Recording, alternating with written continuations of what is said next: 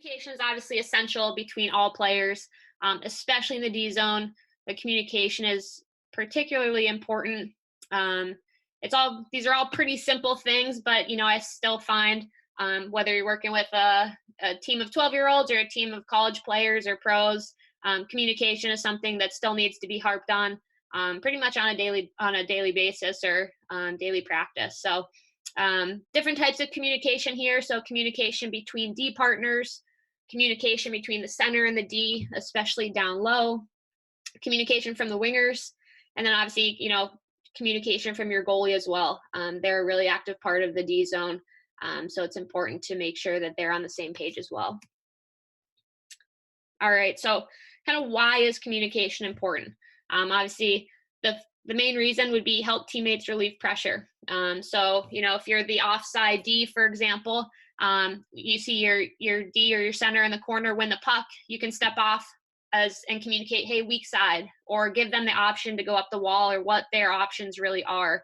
But the biggest thing is when you're in the D zone, we need to relieve that pressure in order to make a successful breakout and go back up the ice the other way.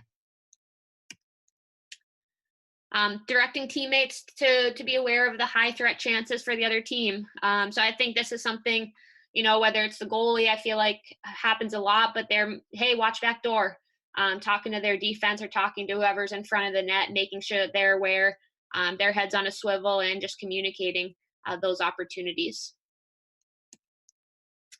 And then just keeping track of D zone responsibilities and who's got who. So, one play that comes to mind and can get really confusing is when the offensive team does a takeover or a drop pass, and whether it's the D or the center in the wing, but they need to communicate, are we crossing and staying with our person? Are we handing off the puck carrier and things like that? So I think that's really, really crucial. And then also for the breakout, if the D or center win the puck in the corner and gets up to the wing, communicating who, the center needs to be communicating to the winger, hey, off the wall, chip, or to the middle. And so all those little forms of communication, there should really be a lot of talk in the D zone, probably more so than anywhere else on the ice, I would say. And I think these are things that can get overlooked, or, players assume that they know where their teammates are going, or assume they know what their teammates are going to do.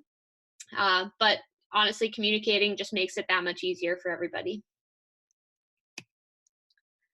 So again, this is just kind of, if the puck gets won in the corner there and goes up the wall, the center should be communicating with their winger the options. Or, if it gets won and goes behind the net, that weak side D needs to step off and communicate whether they're an option or to rim it or whatever it may be. So all comes down to just kind of little catchphrases you can use with your team. Make sure everyone's on the same page with what those are and what kind of plays you're looking to run. But it really just comes down to communicating the simple things.